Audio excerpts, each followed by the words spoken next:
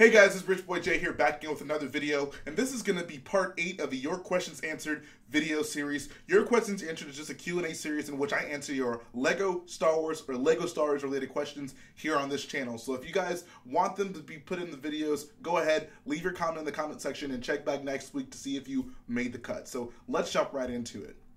Ywing says, have you ever bought a brand new Lego set in which a piece was missing? I thought this was an interesting question because I feel a lot of people fall on the different extremes of the spectrum in terms of oh, I have never bought a Lego set with a missing piece, and I always get Lego sets with missing pieces. So I will say personally, I've never just bought a set where something was straight up missing. However, I feel with the Force Awakens wave and even the Last Jedi wave, I had some weird anomalies with these sets. So the first was whenever I got my the First Order transporter from the Force Awakens wave, I believe I was I think the girl, Resistance Trooper, her head was missing, and instead I got an extra of the guy's head. So that was really weird. And then the Finn figure and the Rey figure from the Millennium Falcon in that wave that I got, both of them, after just literally sitting on a shelf, because I didn't really mess with them too much, the torsos cracked on both of them. So I had to submit an order into Bricks and Pieces for them to send me some replacements for those two. And then with the Last Jedi wave, my Jedi Rey figure,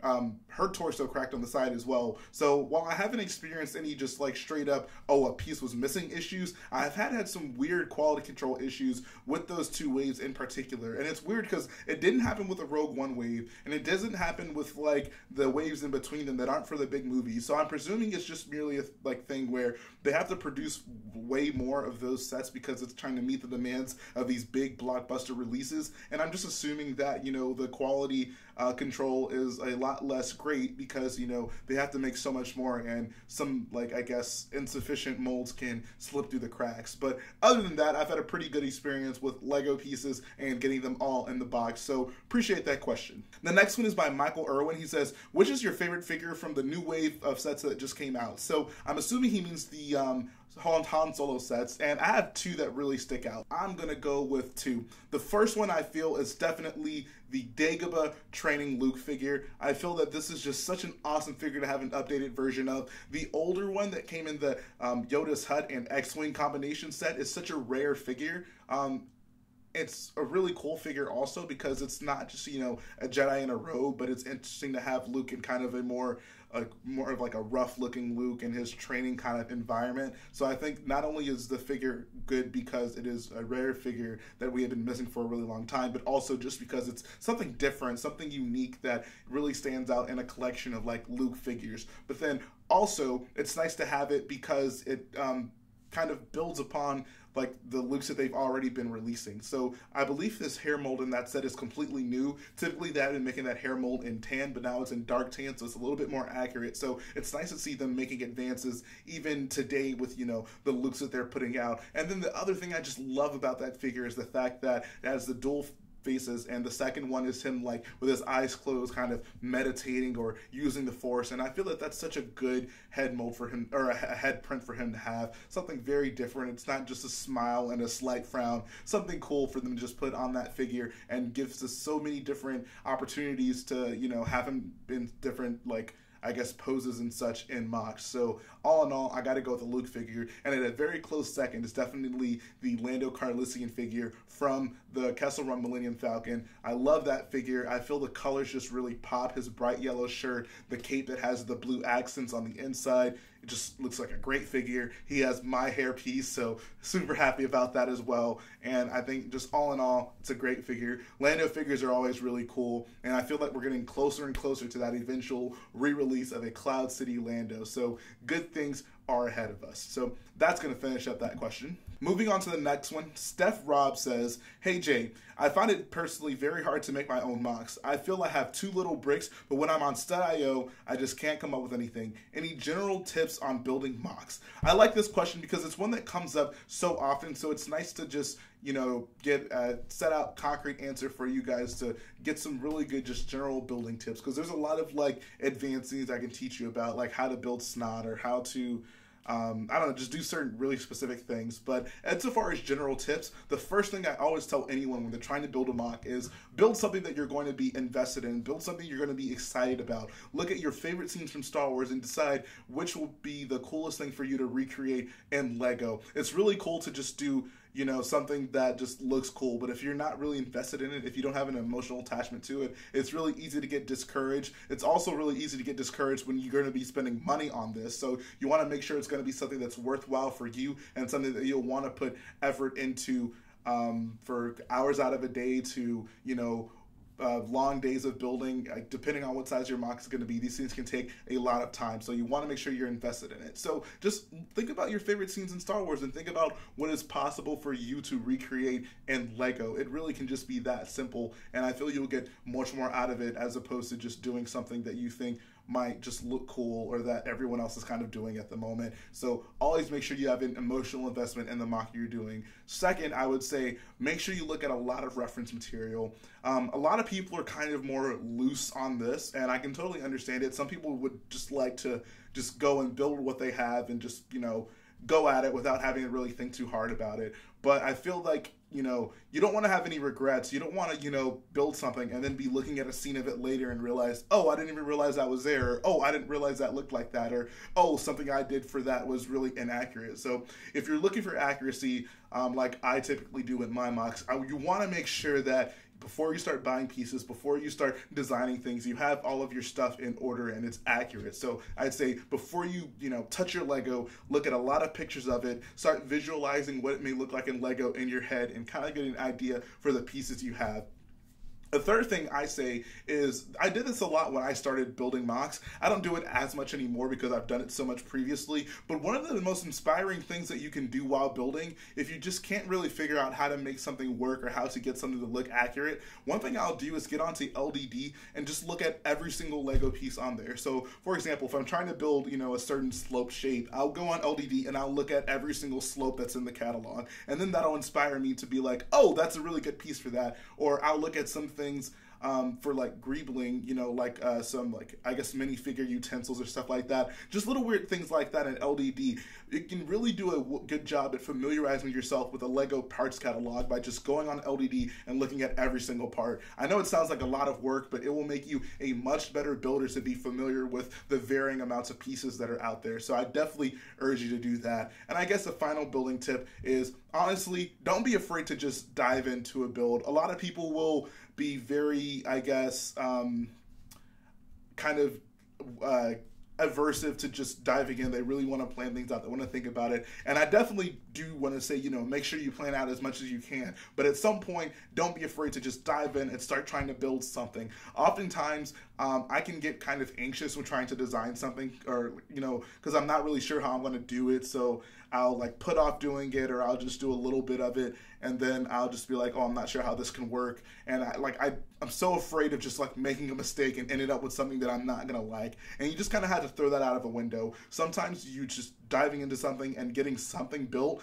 and even if you don't like it in the end, it's still just a way for you to kind of visualize some good aspects of what you've done and the bad aspects of it, and then to improve upon it later on. So honestly, just don't be afraid, you know, after you've done your planning, after you've done your research, to just dive into it and get something built. That can go a long way in inspiring you and kind of giving you a good idea of things you should and should not do. So those are just some general building tips. I hope that helped out.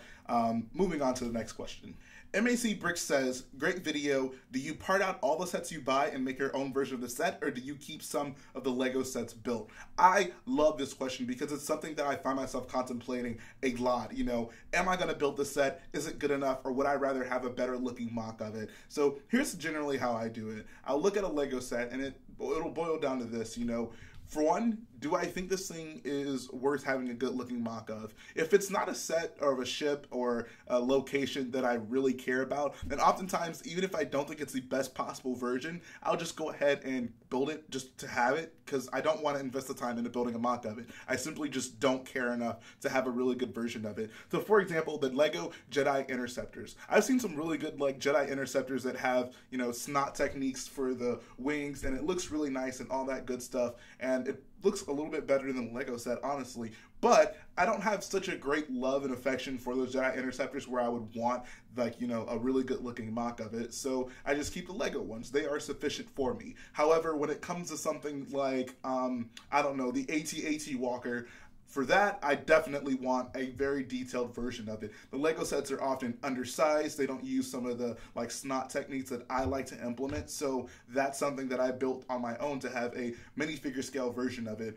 Oftentimes, if it's something that even if I don't really, you know, love it, but I need a minifigure scale version of it, I'll just build it that way. So if the scale is off, whether or not I'm willing to build the set will probably be on the like lesser side as opposed to me wanting to build it. So scale is something I do take into consideration. But then the second part of this is, okay, if I am really into the set or the ship, if I really care about having a good version of it, is it something that I feel Lego has done a good enough version of it and I don't need to build my own of it? So the good example of this is the Republic gunship. The Republic gunship has been my favorite Star Wars ship since very close to when I started really getting into Lego Star Wars and Star Wars in general. So I hold this ship in a very high regard, and the Lego set of it has to also kind of be up to par with that. And I feel Lego just consistently knocks it out of the park with the Republic gunship sets. So what that means for me is, even though I really love the ship, it is good enough in a Lego set version of,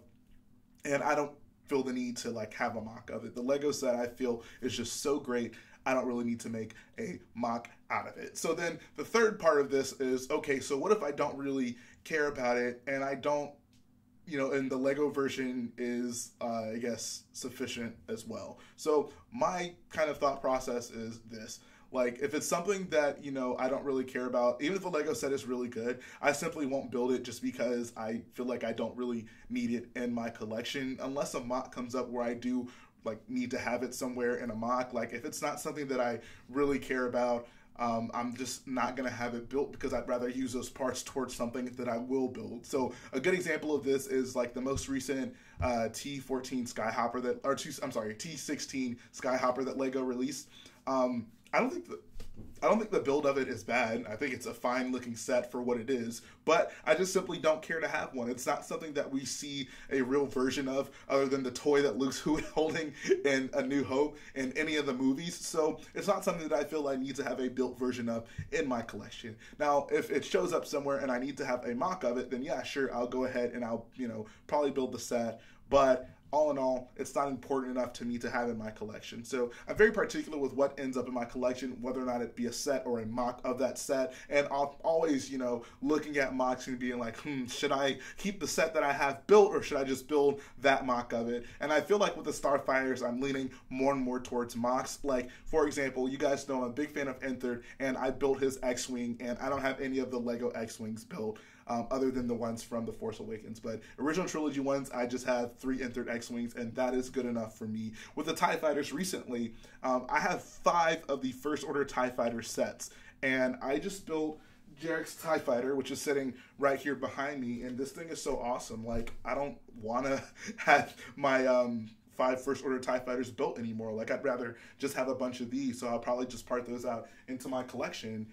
So yeah, I'm really particular about these types of things because I want to basically just maximize the potential for mocks and have the best looking ships in it if it's something that I really care about. Like I said, if it's a ship that's not so important to me, I'm fine with just having the Lego set. Or if Lego does a good enough job with it, I'm not going to build a mock just to have a mock of it. If the Lego set is good enough, I am more than happy to put that into my mock. So I thought this was a really great question. This is something that comes up a lot for me when I'm determining whether I'm going to build sets. Typically, I'll buy everything because the minifigures are probably going to be unique in it in some way. But in terms of just building sets, that is kind of my thought process that goes along. That's actually an interesting topic I think that we can talk about in the comment section. Guys, how do you decide whether or not you're going to build a set or even buy a set to put into your collection? Are you a person who just, you know, buys and builds everything because you're a collector and you like having a built version of all your sets? Or do you kind of use discretion and you try to find maybe a better looking mock of it if possible, like I do, or if not possible, you know, just build the Lego set of it? So let me know what you guys think about that. I'll be interested to know what you guys feel. Next question is by Mushi YT. He says, opinion on a UCS shirtless Kylo. Do it. That's all I gotta say about that. Next question is by Galactic Bricks. He says, ooh, new torso print I see. What new sets would you like LEGO to make from Rogue One? Great question. Rogue One is such an action-packed movie, and it gives plenty of opportunities to build great LEGO sets from the great things we see in it. So the first thing that really pops out to me is some set based in Jedha. I know we kind of got this with the AT-ST and the Imperial hover tank, but I feel like there are no scenery elements to like Jedha within this MOC, so it'd be nice to maybe get, you know, a building with that like catwalk above where the guy throws the bomb down onto the Imperials, or, you know, just some things to give us, you know, some more scenic elements of Jedha. Maybe even like the scene where Jyn and Cassian are like fighting the stormtroopers in the alleyway, and then K2SO comes up. You know, just some cool things to give us Jedha scenery. Jedha is a really cool planet. It'd be nice to have more scenery elements from it. And then even moving on from that, I would love anything from like Saw's hideout. More specifically, his black X-Wing that's kind of chilling out in front of it. I would love a Two Tubes figure. That would be great. Beezer Fortuna would make a great figure. There's a lot of cool looking aliens and people that hang around Saw's hideout that I think would make excellent LEGO figures. I feel like the big one that everyone's probably going to say is the Zeta class shuttle, which if I didn't have Renegade Clone's model, I would say too. But I guess for the sake of, you know, like what would make sense for LEGO to make, I'm probably going to go with the Zeta class. A big UCS version of it would make a lot of sense. It's the main ship from that movie, and it plays such a crucial role in, you know, them being able to infiltrate Scarif. So I want to throw that in there as well. And then lastly, I'll probably say something from like the inside of the Scarif Citadel, just to give us, you know, some Imperial looking scenery type MOCs. A lot of these are like scenery type ideas. I feel we don't get enough of those in LEGO. So there's so many cool locations in Rogue One. They could do a lot of good scenery based on that.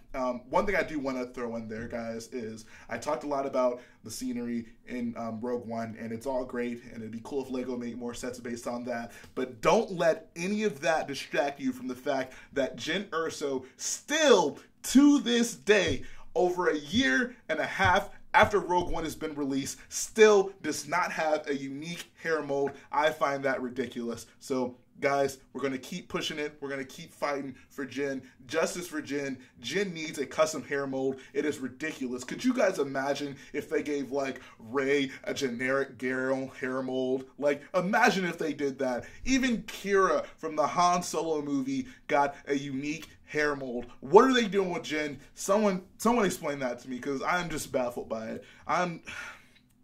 I'm literally having a crisis right now, guys, trying to figure out why they've still not made that hair mold. And the final question is by OW. He says, would you like to see a Republic Ywing remake with 2 clone pilots and an astromech?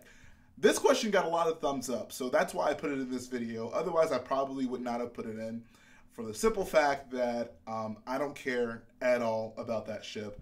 I don't care if LEGO never remakes that again. It's not something that I care to have in my collection. So honestly, no, I don't think it looks cool. I feel like the original Y-Wing looks so much better than it, which says a lot, because I mean, the original, like, it's supposed to be, you know, the Rebels Y-Wing is supposed to basically just be the Clone Wars Y-Wing, but with like part of the skeleton removed from it. Like, a lot of those back areas are just exposed. But I just feel like it looks so much better than the Clone Wars version. I feel like the Clone Wars version was, I don't know, kind of silly. But all in all, no, not a fan of the set. I'm sorry. It'd probably be cool. Obviously, a lot of people do want to see it. But for me, personally, I don't care if they never remake that set. I know that's not the answer you probably wanted to hear. But yeah, I'm not really feeling that ship. So that's going to finish up the video, guys. Hopefully you all enjoyed it. Like I always say, if you want your questions answered here in this video, go ahead, in the next video, go ahead, post the comments in the comment section. Make it be LEGO Star Wars or LEGO Star Wars related. One thing I do want to emphasize, guys, because I seem to be getting a lot of like LEGO Star Wars related questions, which is great. That's awesome. But one thing I do kind of want to discuss a little bit more in this series is just uniquely Star Wars related questions. You know, questions surrounding things like, you know, why do you think they went in this direction? How do you feel about this move they made? Things like that. So I feel like moving forward, I am going to emphasize, like, let's talk a little bit more about Star Wars. I think that would be pretty cool, just to give you guys, you know, some like lore heavy, story heavy kind of discussions that we can have here on this channel. We have these quite a bit in the live streams, but I'd like to get something, you know, concrete in these videos. So if you guys have any Star Wars related questions, I'm going to push more heavily for those because I would actually really like to discuss some of those things with you guys. So that's going to finish up the video, guys. Like I always say, go ahead and support the video by hitting the like button, support the channel by hitting the subscribe button, and I will be back again with some great content. See you again very soon. Justice for Jen.